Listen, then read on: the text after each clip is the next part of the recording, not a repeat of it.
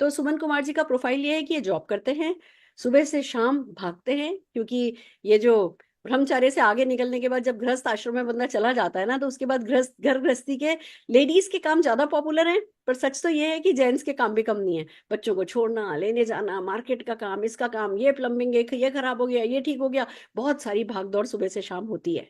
सुबह भी भागते हैं, शाम को भी भागते हैं, और दिन भर क्या करना होता है? दिन भर डेस्क जॉब, दिन भर वो घुटने मोड़ करके बैठे रहना होता है। और वो सब मिला करके इनकी हड्डियां हो गई हैं परेशान। वो अब करहाने लगी हैं, वो अब हाय हाय करने लगी हैं। तो जब हम, क्या होता है, शुरू में जब तक हमारी हड्डियों में दर्द नहीं होने लगता तब तक तो हम जागते नहीं है, तब तक तो हम ये सोच के बैठे होते हैं हम तो अमृत लेकर के आए, हमें कुछ नहीं होगा। पर जब वो शुरू में जो छोटे मोटे सिग्नल मिल रहे होते हैं उनको भी अब इग्नोर करते जाते हैं, पर जैसे ही ये दर्द में बदल जाता है तो हम सावधान होते हैं, और फिर टच वुड, थैंक गॉड कि कम से कम उस समय हम सचेत हो जाते हैं। और वो ही हाल सुमन जी का है, सुमन जी सचेत हो गए हैं, तो आज हमें मौका मिला है। सुमन जी, मैं अकेली आपसे बात कर नहीं करने के लिए आज आई हूँ। हम वंस फॉर ऑल आपके माइंड के सारे जो कहते हैं ना, अवधारणाएं खत्म हो जाएं, मिथ्स खत्म हो जाएं, क्लैरिटी हो जाए, आपकी हड्डियों का आप पूरा ध्यान रख सकें, आपके जॉइंट्स अच्छे हो जाएं, उसके लिए हम एक्सपर्ट निकिता पाटिल जी को अपने साथ में लेकर के आई हूँ। तो आइए, चलिए, आपके मन में जो भी क्वेश्चंस हैं प्लीज उनसे पूछिए और पूरी क्लैरिटी लीजिए। Thank you ma'am, thank you Nikita ma'am. जी, सुमन जी। हाँ निकिता मैम, बहुत बहुत धन्यवाद। सुरेखा मैम को भी बहुत बहुत धन्यवाद आज हमको ये सेलेक्ट करने के लिए। सही में मैं जॉब करता हूँ जैसा कि मैम ने बताया। और पहले मैं 26 साल पहले मैं जॉब में जब आया था तो मेरे यहाँ ऑफिस में लिफ्ट नहीं था। मैं 2-3 सीढ़ी भी चढ़ जाता था एक साथ। लेकिन अब जो एज आ गया है उसके हिसाब से मुझे लगता है कि वो सीढ़ी मैं नहीं चढ़ पाता हूँ। कभी बैक पेन रहता है, कभी घुटने में भी दर्द की शिकायत रहती है, थोड़ा आवाज़ भी करता है। तो ये कोविड के बाद से ज़्यादा ये चीज़ें होने लगी है। मेरे घर में बच्चे भी हैं जो 12th में है, उसका भी देखते हैं कभी कभी पैर में जो है ना वो दर्द की शिकायत करता है। और मुझे तो हमेशा रहता है। मुझे लगता है कोई ना कोई शाम में ऑफिस से आए तो कोई ना कोई तेल लगा करके मुझे आराम दे। तो ये सब चीज़ें जो हो रही है तो पेन किलर मैं लेता हूँ। लेकिन पेन किलर से फिर जब तक पेन किलर का असर रहता है तब तक काम करता है, लेकिन फिर वो बेअसर हो जाता है। तो निकिता मैम, मैं ये जानना चाहूंगा कि मुझे क्या करना चाहिए, मुझे कुछ सजेस्ट करिए। सुमन जी, मैं डेफिनेटली आपके एक स्टेटमेंट से सहमत हूँ कि कोविड के बाद ये जो प्रॉब्लम है ना जॉइंट्स की, ये बहुत ही कॉमन हो चुकी है। सबसे पहला कारण तो उसके पीछे there must be some other medications, लेकिन एक सबसे बड़ा कॉमन प्रॉब्लम यही है कि कोविड के समय पे हमने जाने अनजाने में 1 साल से भी ज्यादा समय घर पे बिताया है, जिसमें सडनली हमारी जो एक्टिविटी है वो कम हो चुकी थी। और अगर आपने देखा होगा कि ज्यादातर ये जो जॉइंट्स के पेन होते हैं या फिर हमारे बॉडी के पेन जो होते हैं, ये जकड़न के कारण होते हैं। तो सेहत पे ध्यान देना तो बहुत ही जरूरी है, एक सही डाइट पे ध्यान देना बहुत ही जरूरी है। लेकिन इसके साथ साथ हम अगर अपनी मांसपेशियों को, अपने हड्डियों को मजबूत करें, थोड़ी बहुत एक्टिविटी रखें, तो हम अपने शरीर को ज्यादा हद तक मजबूत रख पाएंगे। सो एनवायरमेंटल कॉज जो है ये तो होता ही रहेगा, हुआ हो चुका है और आगे भी होता रहेगा। तो इवन ये भी कहा जाता है कि ये जो कोविड है इसके और भी अलग अलग वेरिएंट्स आगे आने ही वाले हैं, और जिसके लिए हमें हमेशा तैयार रहना बहुत जरूरी है। तो मुझे बताइए अभी आप कि क्या आपने अपनी तैयारी करके रखी है इसकी चीज के लिए। नहीं मैम, मुझे तो ये कभी पहले लगा ही नहीं। हम तो देखते थे दादाजी लोग जो हैं 70-80 साल के में भी साइकिल वगैरह चला लेते थे। और अब तो मुझे लग रहा है कि वही सीढ़ी चलने में भी दिक्कत होती है। तो जी, ये समस्याएं तो हैं। इसका निदान मुझे बताइए कि कैसे हम लोग सही। और स्वस्थ रह जी, सकते हैं। आपने जो अभी बताया ना कि ये 70 80 साल के एज में भागदौड़ हुआ करती थी पहले के जमाने में, और पहले के जमाने में तो वो साइकिलें भी चलाया करते थे सारे लोग। मुझे याद है मेरे पापा के जो मामा है, उनकी उम्र 70 साल की जब थी, अब तो वो रहे नहीं, लेकिन जब वो 70 साल के खुद थे तब वो खुद साइकिल चलाया करते थे। तो बात यह है कि पहले के जमाने में नो डाउट हमारा जो खान पीन था उसकी क्वालिटी ही बहुत अलग थी, हमारा रहन सहन बहुत अलग था। सिंपल चीज है, यहाँ से वहां जाना है तो हम चल के जाते थे, साइकिल चला के जाते थे, सीढ़ियां चढ़ते थे, खेती बाड़ी करते थे, है ना। आज के टाइम जो है कंप्लीटली अलग है। अगर मुझे 1 किलोमीटर भी जाना है, हम इमिडिएटली अपनी बाइक निकाल देते हैं, अपनी फोर व्हीलर निकाल देते हैं। कहीं पे जाना है, ओला उबर तो है ही हमारे पास, ऑटो है, कुछ नहीं है, राइट। एक फ्लोर चढ़ना है तो हमें लिफ्ट का सहारा लेना पड़ता है, हम सीढ़ियां नहीं चढ़ते हैं। सेकंड फ्लोर सही पे बात जाना है। है, सीढ़ियां नहीं चढ़नी है, हमें लिफ्ट का सहारा लेना है। तो शॉर्टकट जो है ना जिंदगी में बहुत आ चुके हैं। मैं आपको पूछना चाहती हूँ, खुद सच सच बताइए दिल पर हाथ रख के कि आप सीढ़ियों का प्रयोग सच में करते हैं? क्या बोले मैम? सीढ़ियों का प्रयोग सच में आप करते हैं? नहीं मैम, जब से तो लिफ्ट हो गया तब से तो आदत यही लिफ्ट का ही हो गया है।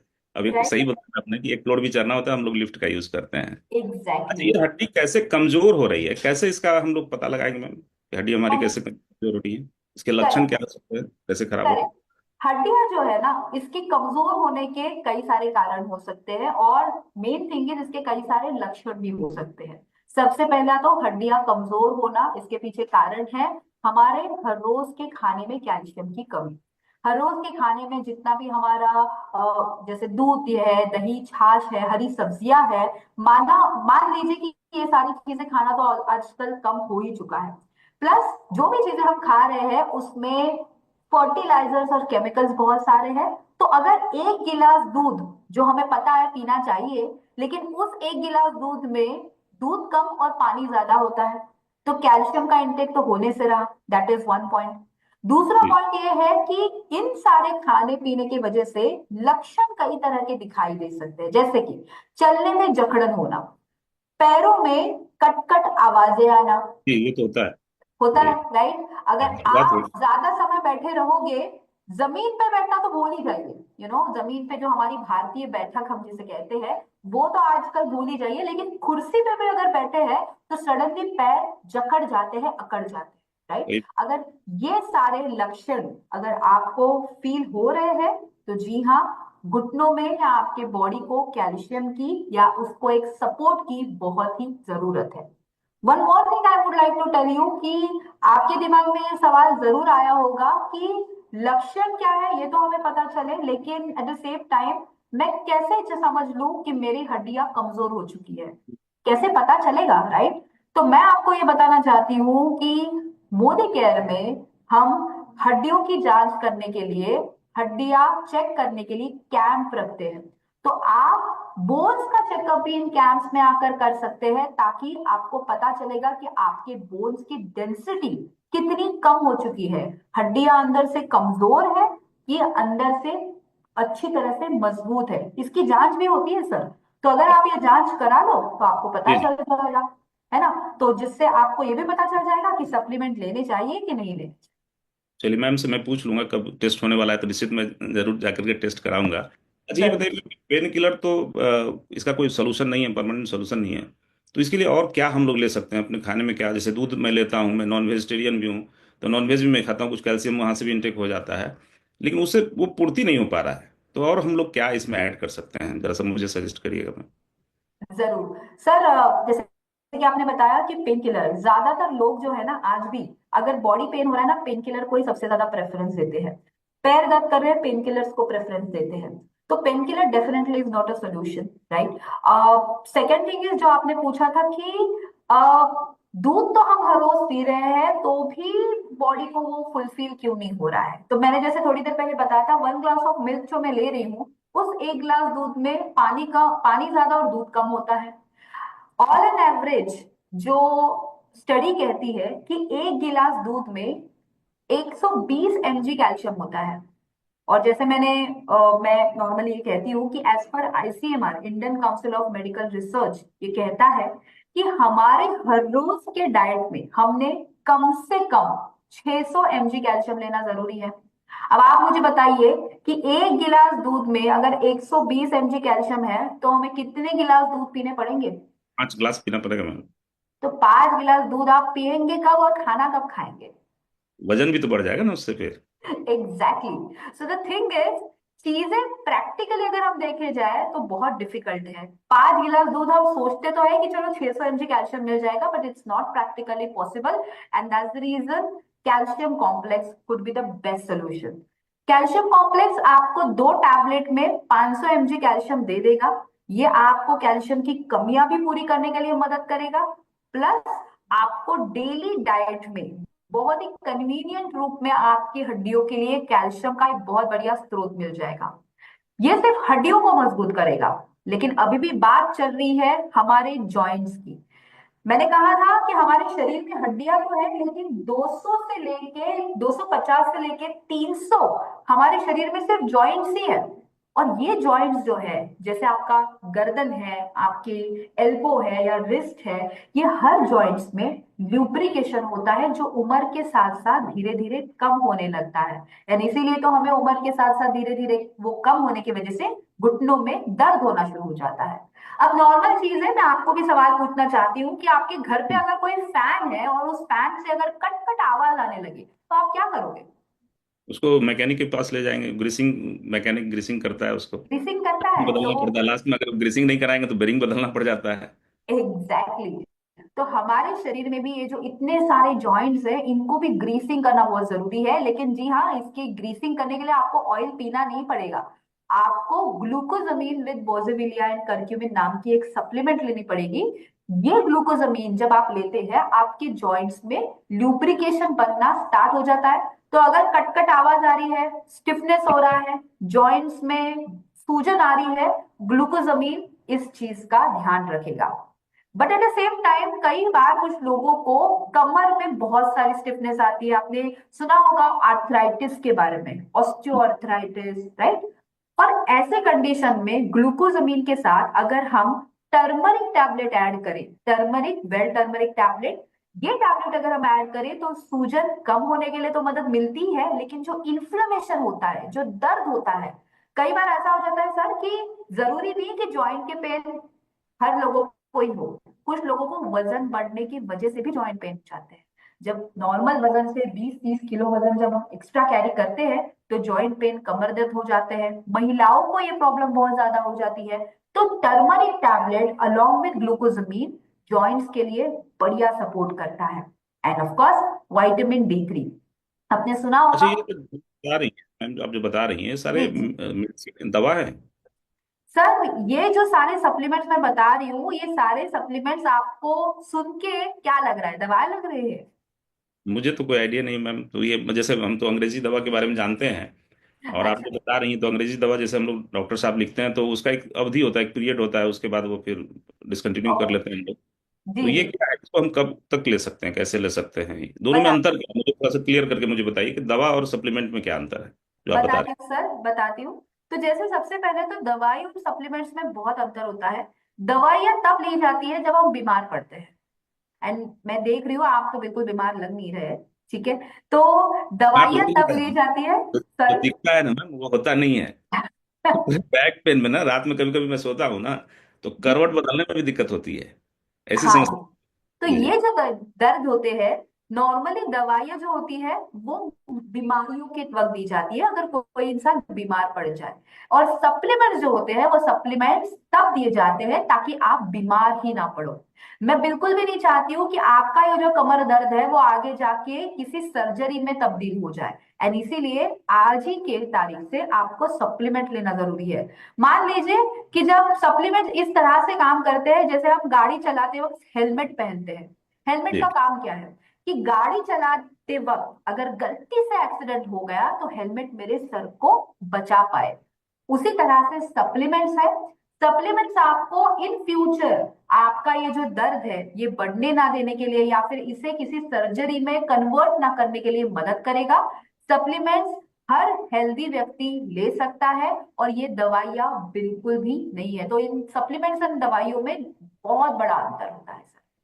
अच्छा, हमने सुना है कि कैल्शियम खाने से हड्डियां बढ़ जाती है, लगातार कैल्शियम का सेवन नहीं करना चाहिए, क्या इसका फैक्ट है मैम? सर सबसे पहले तो मैं बता दूं कि कैल्शियम की सप्लीमेंट खाने से हड्डियां बढ़ने के लिए हमारा शरीर कोई पेड़ नहीं है कि जितना कैल्शियम खा ले तो आपका पेड़ धीरे धीरे बढ़ता जाएगा। That is not a thing, that is not a case, first of all.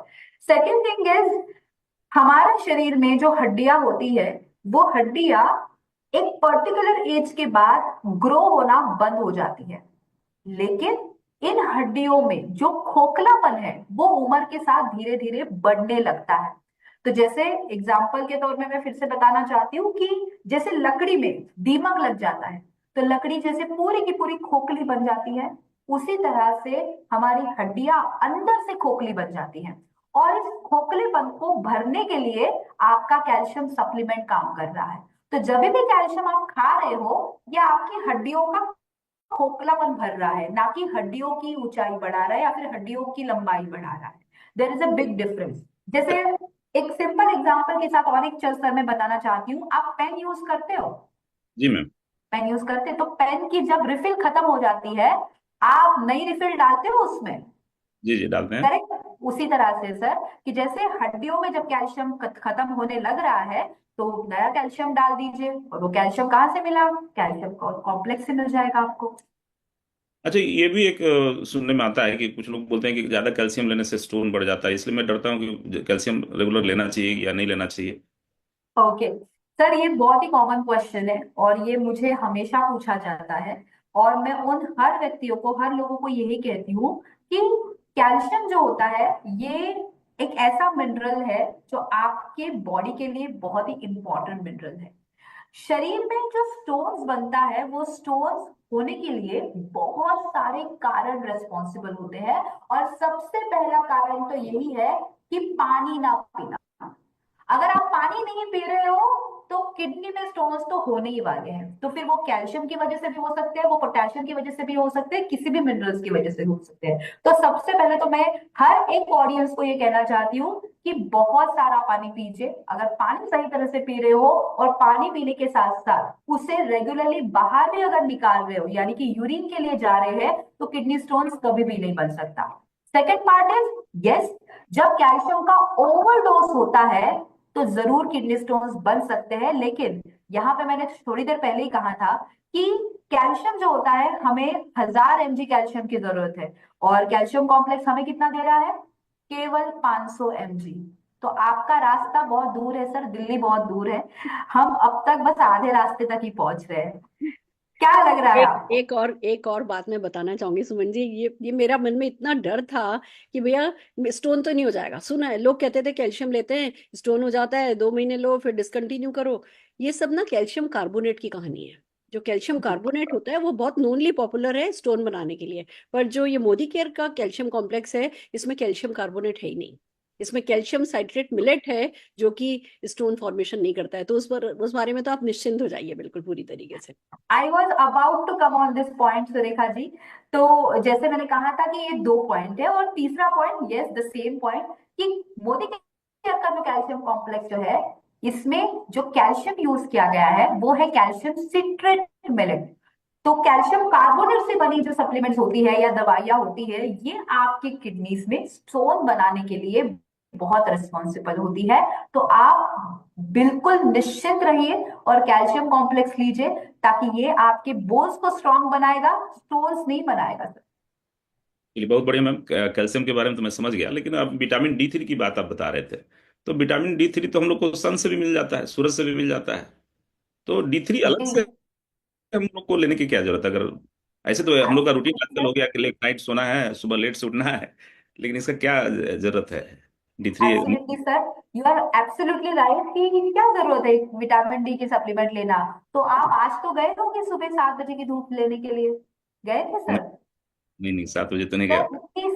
Free में मिलने वाली चीज थी, आप गए नहीं आज। सर, प्रॉब्लम यही है कि चीज तो फ्री में मिल रही है, लेकिन हम जाते नहीं है। हमको पता है कि धूप बाहर है, लेकिन बाहर खड़े जाके उतनी एफर्ट्स लेना आज के तारीख में किसी को भी नहीं जमता। That is point number one. Second thing is, as I said, कि लाइफस्टाइल इतना ज्यादा बदल चुका है कि हम अपने आप को घर पे, ऑफिस में बंद करके रख रहे हैं। एवरी डे हम एसी में बैठ रहे हैं, ऑफ कोर्स सही अपने बोल। आप को गर्मियों से बचा रहे हैं।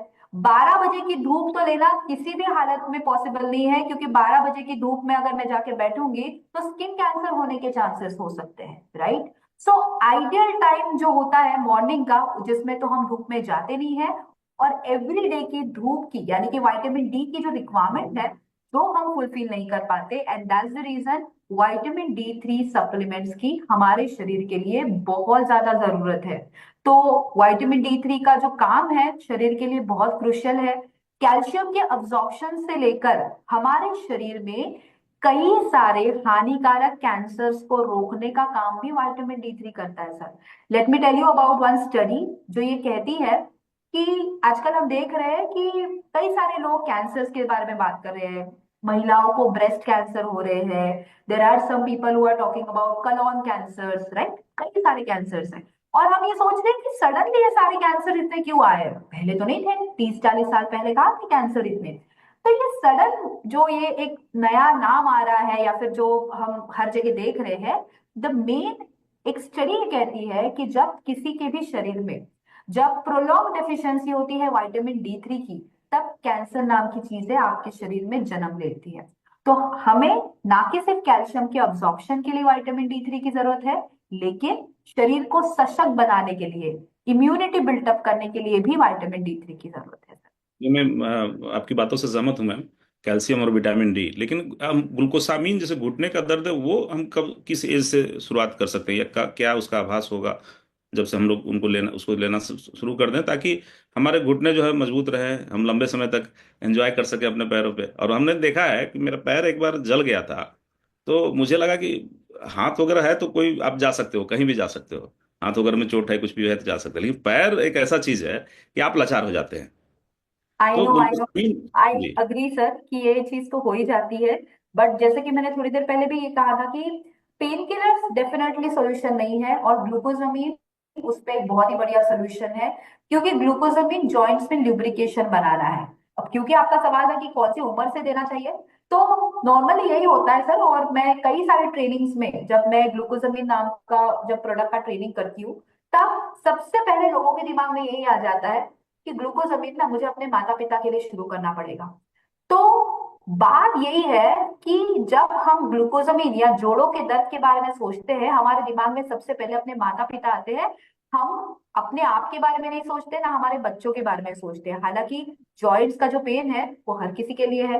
तो ग्लूकोजामिन आप 12 साल के ऊपर सर किसी को भी दे सकते हैं। अगर आपके घर पे 12-13 साल के बच्चे हैं जो रेगुलरली खेल कूद करते हैं, स्विमिंग करते हैं, क्रिकेट खेलते हैं, 12 साल के ऊपर के हर एक व्यक्ति ने जो अपने जॉइंट्स को हेल्दी रखना चाहता है, ग्लूकोजामिन को ले सकता चलिए बहुत बढ़िया मैम।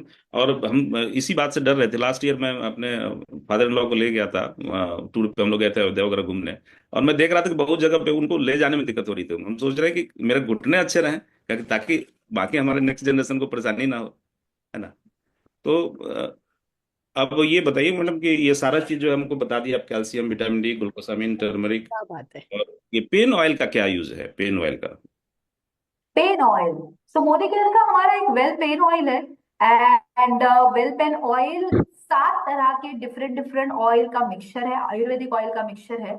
और इस पेन वेल ऑयल को आप अपने जॉइंट्स के दर्द के लिए यूज कर सकते हैं। तो कभी कभी ऐसा हो जाता है ना कि हमें क्विक रिलीफ चाहिए होता है, कि चलो हमने गोलियां तो ले ली, हमने टर्मरिक टैबलेट ली, हमने ग्लूकोजामिन ले लिया, हमने कैल्शियम ले लिया, लेकिन एक मसाज करना है आज, मुझे बस आराम करना है।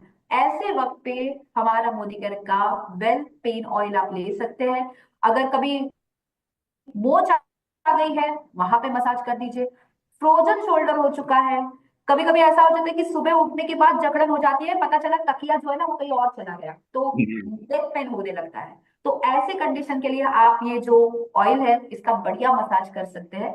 तो बहुत अच्छा पैकेज है, एक बहुत बढ़िया एक पूरा का पूरा एक बंडल मिल जाता है बोन्स के हमारे एक हेल्थ सॉल्यूशन के तौर पे। सो हार्ट वार्मिंग जब सुनते हैं लोगों को इस तरीके से इतना फायदा होता है, तो सचमुच अच्छा लगता है। और बल्कि कभी कभी ना हम खुद खुद कुछ चीजें भूल रहे होते हैं। हमें सब पता है एक्चुअली, फूड सप्लीमेंट के बारे में पता है, पर जब इस तरीके का किसी के टेस्टिमोनियल को सुनते हैं या किसी सेशन में जाते हैं, तो अवेयर हो जाते हैं, याद आ जाता है कि अरे भैया ये मुझे भी तो लेना है, ये मेरा मिस हो रहा है, और फिर हम लेना शुरू करते हैं। तो I hope and I believe definitely Nikita ji, आपका ये सारी आज का प्रीशियस टाइम और ये विजडम हमारे डेफिनेटली बहुत काम आएगी। Thank you so very much. Thank you very much. Thank you so much, thank you. Thank you ma'am.